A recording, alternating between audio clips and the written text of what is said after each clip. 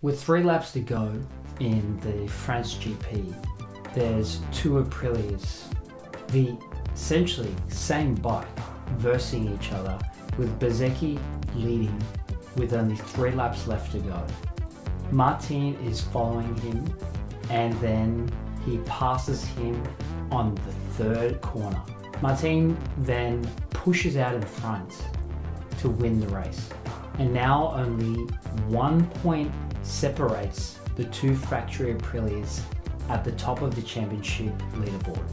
And with Marquez at home after surgery, the title fight has changed for the year. I'm Tim from Along Trackside. Today we're going to talk through the 3 biggest points of this weekend at Le Mans. In the sprint race, we had our biggest twist yet, Marquez crashing out. In the Grand Prix, we have Ducati, who haven't won for the factory team 10 races in a row. And now we have a situation that's familiar to many Formula One fans, a factory team with the top 2 drivers or riders competing against each other. Le Mans, the France Bugatti circuit, is home for 2 riders, Johann Zarco and Fabio. Now Zarco had an amazing practice. He ended up coming out and topping the practice that gives you that entry ticket straight into qualifying 2. The home fans went wild for this. And everybody loves a hometown hero doing well. The biggest surprise coming out of practice into qualifying was that Marc Marquez had to go through qualifying 1. He hasn't had to do this since Indonesia in 2025. We always expect him to be straight into Q2. So how did he respond? In Q1, he blitzed it and set an all-time lap record in order to get himself into qualifying 2. And then the rest of qualifying was pretty standard. However, we saw that Bagnaia got his first pole position of 2026 and his first since Malaysia 2025. It was a Ducati 1-2 with Marquez qualifying 2nd for the sprint and the GP. And honestly, it felt like a little bit of a procession in Q2.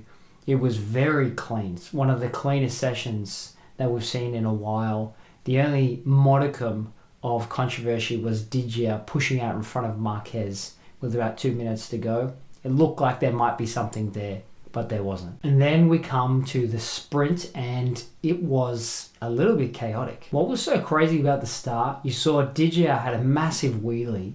He was starting up near the front and pushed him all the way back to 14th in the grid. And Jorge Martin had a blinder of a start. He was 8th on the grid, and he pushes up into 1st position within about 2 corners. He goes around the inside of people, then he goes around the outside of Marquez, pushes up to the front, past Bezzecchi, past Bagnaia, and then by turn 4, he's leading the race, and then he is pushing forward throughout the entire sprint. Martin comes through to win his 18th sprint. That's the all-time record for sprint race wins. And what's so interesting about these sprint race win records is that Jorge Martin has been setting one record, Marquez has been catching that record, and they've been going lockstep. Last week, or last race in Jerez, Marquez won and equaled 17 in total. But now with 18 sprint wins, he's now the all-time leader. And we'll see how long that takes to change, because as we saw, with 2 laps left to go, Marquez had a huge high side crash. It looked nasty, and it actually required surgery, which he's already had. It also involved him being able to make some changes to a screw that was out of place in his shoulder, and he's now in recovery.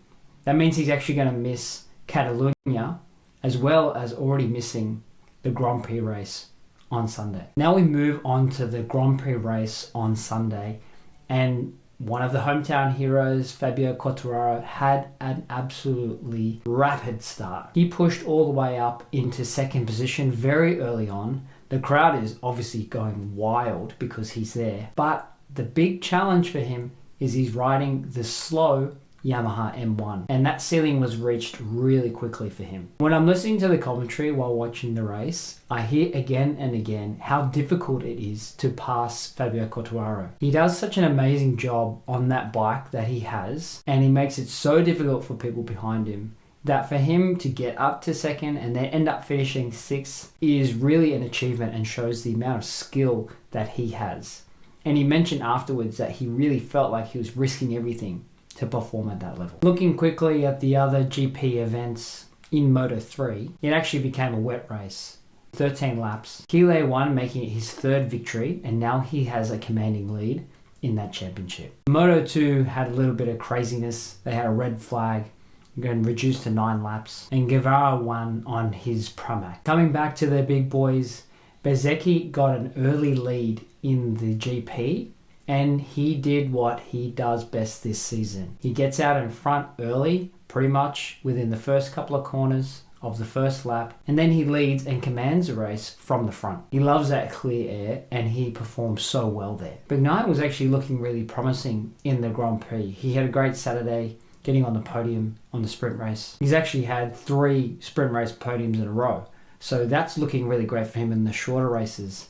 But it's the longer Grand Prix where he's really been struggling. And even after looking so well and looking actually really strong in the Grand Prix, he crashed out around lap 16. And what that meant for the Ducati Lenovo team is that both of their riders were out of the Grand Prix, both not on the podium. That makes it 10 Grand Prix races in a row without a factory Ducati on the podium. That seems like a real problem that they've got there. Now on to Jorge Martin. He didn't get the same start on the main Grand Prix that he had in the sprint race. He was starting around 7th, and he's at 7th because Marc Marquez wasn't able to start that race. So he started 1 position higher, and he didn't get the same start as he did in the sprint race. Being blocked from getting up those early places at the beginning of the race meant that he had to bide his time, and he slowly started getting place by place as the race went on. By the time Bagnaia had crashed, that actually pushed him up into 2nd position. And with around a third of the race remaining, he starts to hunt down his team member Bezzecchi. And Martin has looked fast pretty much all weekend,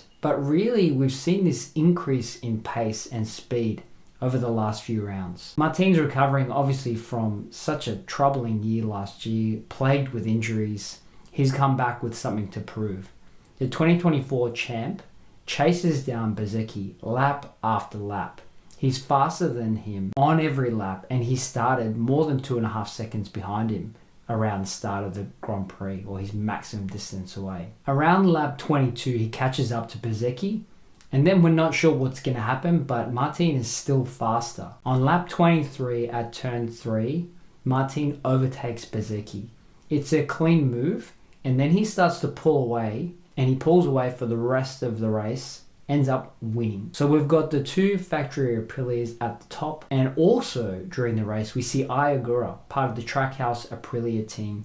He starts moving up the pack in around the last third of the race. We've seen him consistently with late race pace over the last few Grand Prix, and he's definitely troubling, or has been troubling, the podiums in the last races, but he finally cracks it, gets 3rd spot. It's his first ever podium in MotoGP class. This is actually the first Japanese rider podium since 2012, since Nakasuga got a podium in Valencia. So on the podium, it's 3 Aprilias and 0 Ducatis. Something's going on. Now what do Aprilia do? This is the problem that every manufacturer and every team wants.